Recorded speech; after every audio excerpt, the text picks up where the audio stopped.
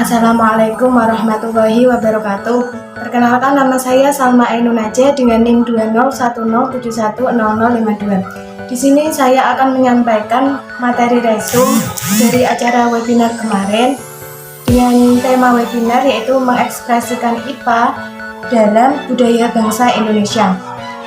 Pada acara webinar kemarin ada 3 narasumber. Narasumber pertama yaitu Profesor Dr.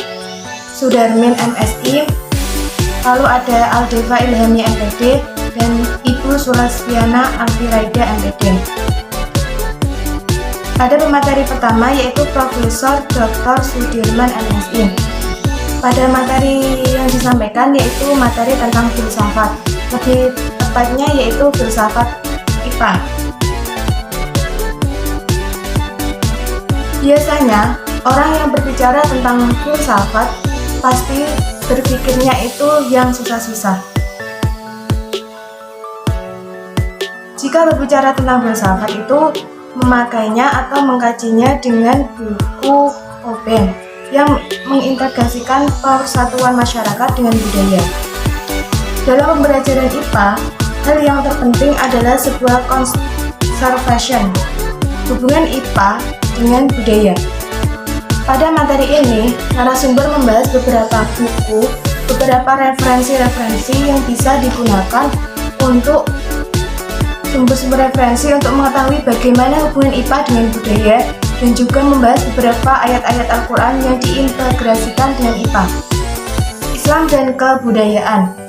Budaya itu berasal dari bahasa Sanskerta yaitu budaya, yang diartikan sebagai hal-hal yang berkaitan dengan budi dan akal manusia. Sebagai contoh budaya adalah Menara Kudus. Menara Kudus yaitu sebuah budaya yang dihasilkan oleh manusia. Menara Kudus merupakan alkulturasi dari budaya lokal Jawa, Hindu, dan Islam. Dengan adanya Menara Kudus, semua pendidik diharapkan bisa menjadikan Menara Kudus sebagai pembelajaran IPA. Contoh lain pembelajaran IPA di kalangan masyarakat seperti pembakaran ikan salai yang ada di Riau. Dari kegiatan pembakaran ikan salai yang ada di Riau, dapat diambil sebuah pengetahuan IPA mengenai suhu, kalor, gas, dan lain-lain. Konsep kebudayaan dan peran agama Islam. Kebudayaan adalah hasil budi, cipta, dan rasa karya manusia. Kebudayaan merupakan manifestasitas dari aktivitas manusia. Budaya itu dibagi menjadi dua, yaitu budaya material dan budaya non-material. Budaya material itu seperti gedung-gedung, budaya non-material yaitu seperti gotong royong. Ayat-ayat Al-Quran tentang kebudayaan yaitu ada pada surat Al-Alaq, surat At-Tin, surat Al-Duriyat, surat An-Nur, dan masih banyak lagi. Tokoh-tokoh antropologi budaya seperti E.B. Taylor, William Sulaiman Somadi, dan Kojoro Ningrat. 5 manfaat pengajaran IPA berbasis etnosains. 1. Kearifan lokal dari masyarakat. 2. Memberikan ruang pendidikan. 3. Menambah literasi budaya dan nilai luhur bangsa. Memberikan pengetahuan sains yang lebih baik dan bermakna. Menimbulkan kontribusi pada pendidikan dan kebudayaan. Pada narasumber yang kedua yaitu ada Aldeva Ilhami MPD.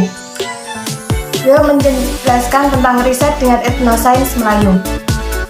Pada abad ke-21 menuntut untuk memiliki literasi budaya.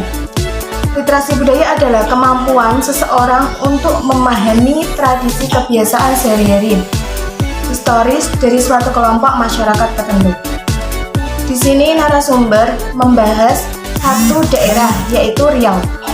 Riau adalah salah satu provinsi terbesar di Sumatera dengan ciri khas kultur Melayu. Di dalam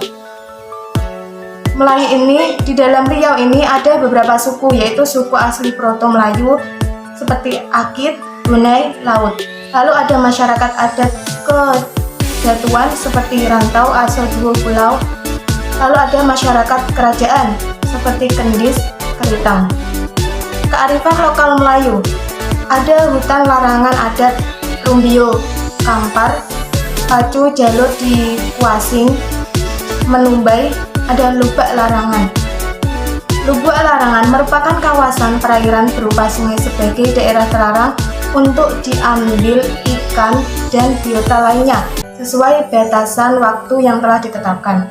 Jadi kesimpulan dari materi yang disampaikan oleh Aldiva Ilhami MPD yaitu adanya potensi pemanfaatan lokal Melayu sebagai sumber belajar IPA, urgensi penanaman nilai-nilai budaya yang dialkulturasi dalam pembelajaran IPA berbasis etnopedagogik. Pembelajaran IPA berbasis etnopedagogik sesuai dengan tuntutan pembelajaran abad 21. Lalu pada narasumber ketiga yaitu Ibu Sulasviana Alfiraida. Materi tentang inventarisasi alat peraga pada jajanan tradisional, materi sistem organ SMP atau MTS. Alat peraga sistem organ dapat membantu siswa dalam mengimajinasikan struktur, fungsi, dan mekanisme kerja sistem organ. Alat peraga itu dibagi menjadi dua, yaitu alat peraga jadi dan alat peraga sendiri.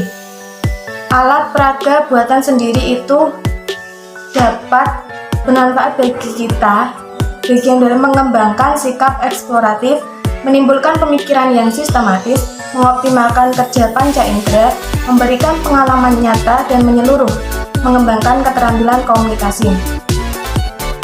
Pembuatan alat peraga buatan sendiri juga dapat dengan menggunakan jajanan tradisional. Mengapa menggunakan jajanan tradisional? Karena jajanan tradisional itu inovasi, joyful learning, harganya terjangkau. Karena jajanan tradisional itu harganya terjangkau, tidak terlalu mahal, jadi siswa bisa lebih hemat dan lebih bisa memanfaatkan jajanan tradisional yang ada di sekitar. Lalu ada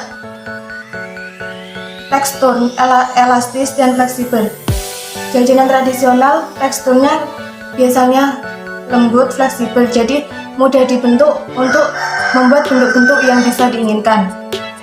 Lalu produk budaya, jajanan tradisional jika dilestarikan maka akan menjadi produk budaya yang bisa dikembangkan terus-menerus. Langkah-langkah pembuatan alat peraga. Yang pertama, cuci tangan terlebih dahulu. Setelah itu memakai sarung tangan, menyiapkan alat-alat. Menyiapkan alat-alat, semua alat-alat yang dibutuhkan dan akan digunakan untuk membuat alat peraga. Menyiapkan jajanan tradisional, kita harus memilih dan menyiapkan jajanan tradisional apa saja yang akan digunakan untuk membuat alat peraga. Memperhatikan kehalalannya. Jadi kita memakai jajanan tradisional harus memperhatikan kehalalannya. Jadi yang haram-haram jangan dipakai. Kalau bisa yang jajanan-jajanan yang halal dan bisa dimakan. Siapkan gambar alat peraga. Kita harus menyiapkan gambar alat peraga supaya saat kita membuat bisa melihat dan bisa mencontohnya. Lalu membuat pola. Buatlah pola sesuai alat peraga yang akan kalian buat. Susun sesuai dengan pola. Lalu susun urutan sesuai dengan pola yang sudah disediakan. Tata, hias, dan sajikan. Jika sudah jadi tata, hias, dan sajikan, kalian bisa mempraktekkan alat peraga itu. Sekian resumen materi yang bisa saya sampaikan. Jika ada kesalahan, mohon maaf sebesar-besarnya. Wassalamualaikum warahmatullahi wabarakatuh.